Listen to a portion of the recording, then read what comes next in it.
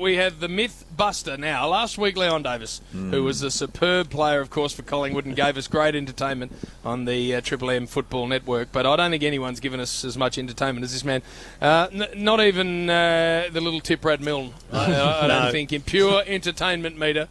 Jake the Push-Up King played for the Tigers and was the tiniest enforcer, Nath, we've seen in football. He was tough. People walk tall around the Push-Up King, and if you were wearing the opposition jumper... He started the forward pressure acts too. Yeah. No doubt about it, Bristle. Yep. And if there was trouble anywhere on the ground, the opposition, Brill, immediately needed to know where Push-Up was. Is he? Because otherwise they were in all styles. Spot on. So we've got him on because there's 3 or 4 myths attached to this man.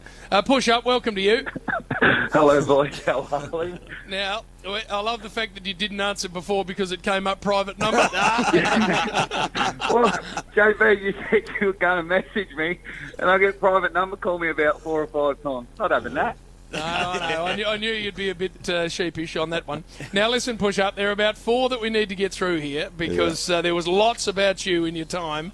But the nickname Jake the Push-Up King came about, Nath, who's a teammate of yours, by the way, Push-Up, so this makes it hard for you to tell us anything but the truth. Yeah. What happened? We did one of the SOG camps, and we had a push-up competition, and the Push-Up reckons he did 308 push-ups straight.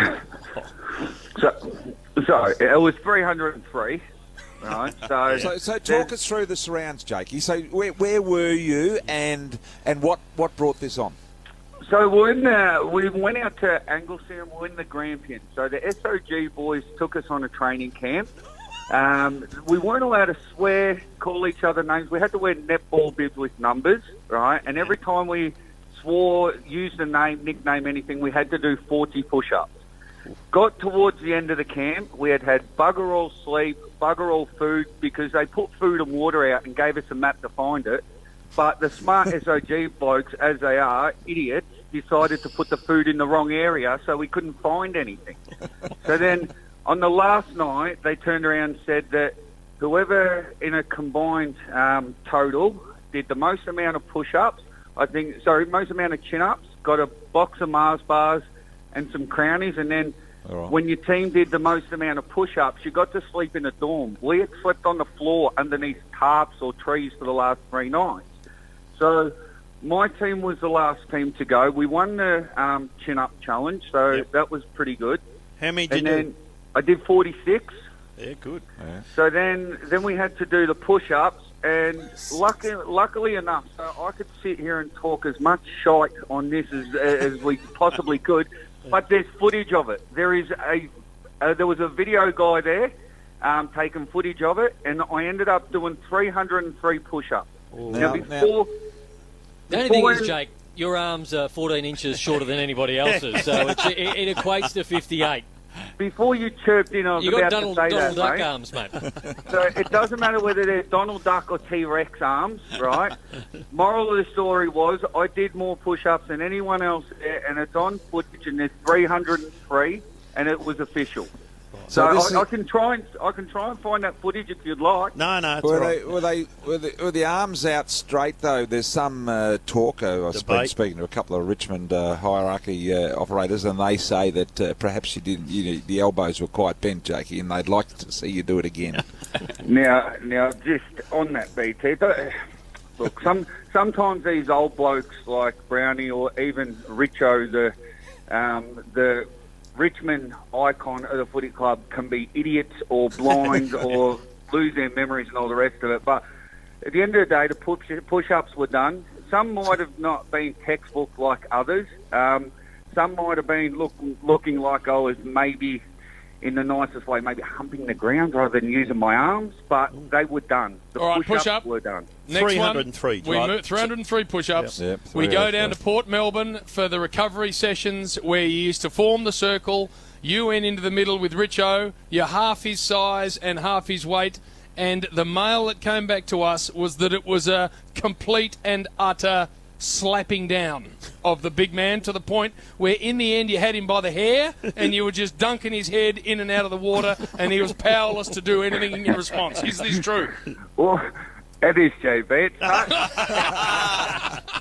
It actually started in Echuca when we were on a houseboat, and I actually went to walk down the side of the houseboat, and Matthew stood in front of me after one or two, probably too many beers, and said that if I wanted to get past, I had to actually go through him.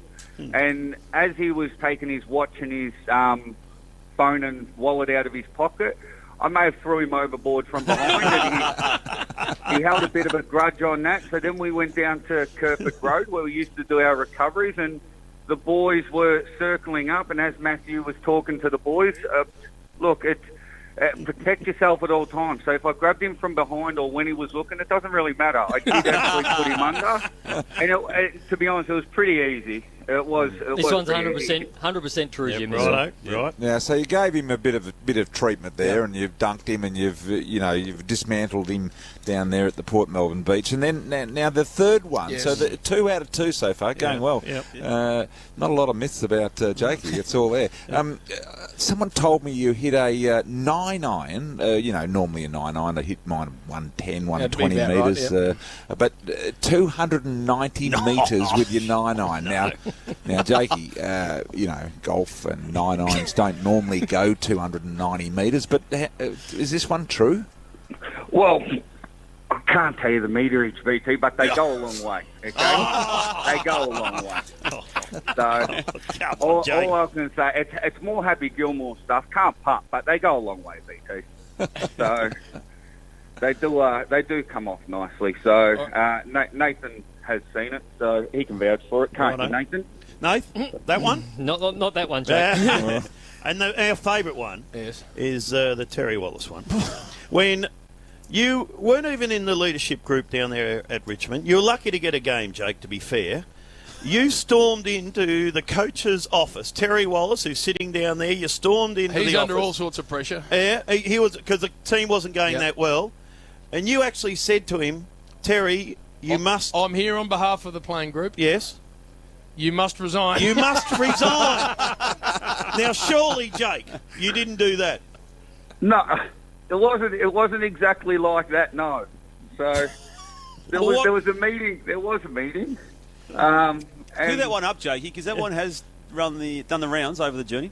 Okay, so I may have ended up in Terry's office because I wasn't getting a game, to tell you the truth, and I may not have been getting a game for the rest of the year after the meeting, but I didn't say hand in your resignation or else. I didn't say any of that. I actually said in nice words I should be playing, and if I don't get a game, then there'll be or else. No, I didn't.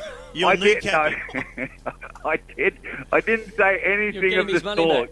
I just said that the boys were unhappy and we needed to fix things up. And surely enough, he didn't like what I said. And let's just say I didn't get a game for the rest of the time he was coaching after that. So it did make a difference whether I went in or I didn't. I wasn't getting a game. So as we let you go, push up the beautiful tattoo establishment over the road from us at Triple M. It's all going nicely. Yes, it is, JB. So it's going nicely at the moment. Still waiting for you to come in and get your tattoo. No, he won't I'm a come in. clean skin. You know that push up. But give it a plug. What's it called, please?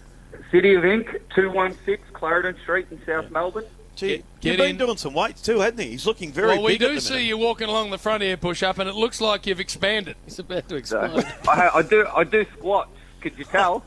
So, Watch all out, leg weights. your skin's going to split open.